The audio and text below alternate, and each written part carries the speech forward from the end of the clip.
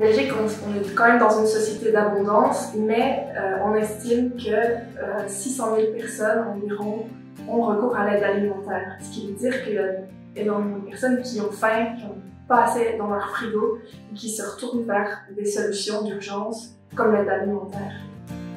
La concertation aide alimentaire, c'est une initiative de la Fédération des services sociaux qui plaide pour le droit à l'alimentation et en même temps qui soutient et accompagne les organisations d'aide alimentaire sur le terrain. C'est un peu le dernier rempart pour la société.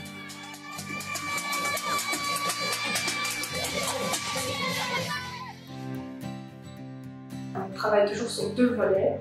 On veut répondre à l'urgence, mais aussi plaider pour le droit à l'alimentation. Pour nos revendications sur l'urgence, ce qu'on aimerait, c'est lutter contre le non-recours au droit et tendre le plus possible vers l'inconditionnalité. Parce que, en fait, dans l'aide alimentaire, pour le moment, il y a beaucoup de critères d'accès, ce qui fait que pas tout le monde qui a faim peut vraiment avoir accès à une aide alimentaire.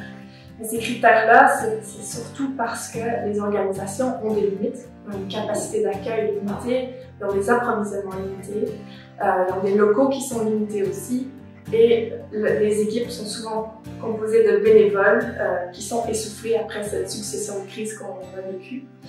Et donc, pour nos propositions au pouvoir politique, c'est de donner les moyens aux organisations de pouvoir tendre vers cette inconditionnalité en disposant de lieux d'accueil qui sont conviviaux, en engageant plutôt des travailleurs sociaux professionnels pour faire des enquêtes sociales quand il y en a.